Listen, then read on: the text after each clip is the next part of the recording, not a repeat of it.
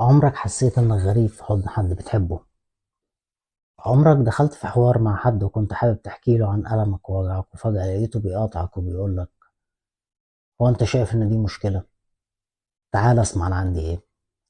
ساعتها بتوصل لنقطة: ايه فايدة عين ما بقيتش تشوف.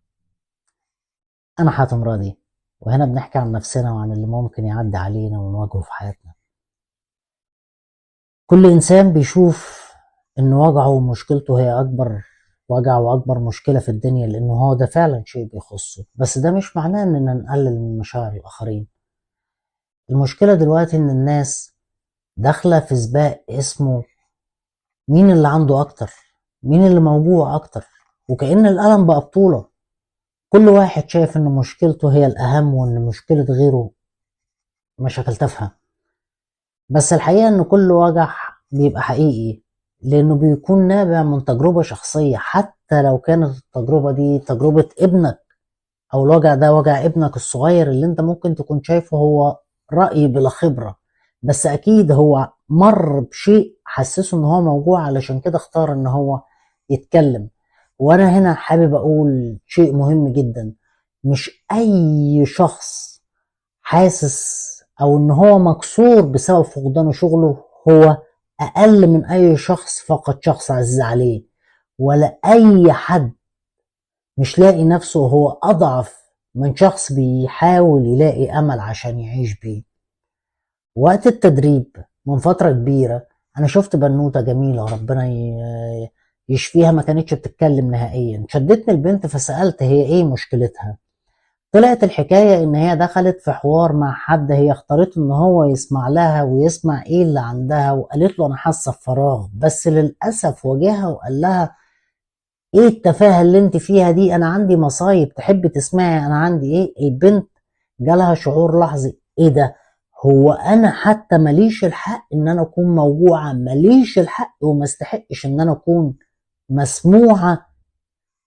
وخدت قرار ان هي تمنع الكلام نهائيا، وبالفعل بطلت تتكلم نهائيا. مفاد الكلام عشان ما نبقاش بنتكلم كتير، والرسالة هنا خلونا نسمع بعض، ومش لازم نقارن وجعنا عشان نثبت مين فينا موجوع اكتر، ومش لازم نقلل من حد عشان نثبت احنا اكبر منك في الوجع. ولو حد جه اختارك علشان يحكي لك، لازم تبقى على تمام اليقين ان هو كان واثق كل الثقة ان انت هتسمع وتفهم، مش هتقاطع وتكسر وتحسسه ان حتى ما يستحقش ان هو يكون موجوع، او حتى ما يستحقش ان هو يتسمع. خلينا نتعاطف مع بعض اكتر وبلاش نقارن وجعنا.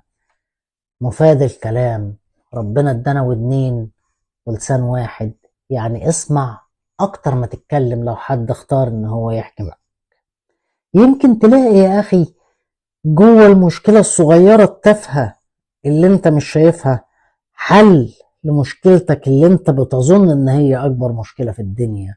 الرسالة، الاستماع اوقات كتير بيكون دواء.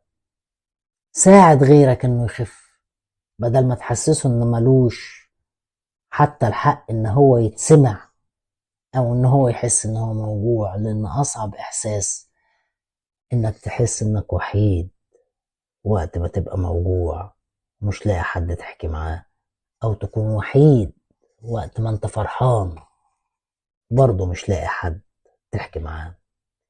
لو الكلام عجبك شاركه مع حد انت حابب تحكي معاه، او هو ممكن يكون محتاج ان هو يسمعه. اتمنى لكم حياة سعيدة واشوفكم على خير. باي باي.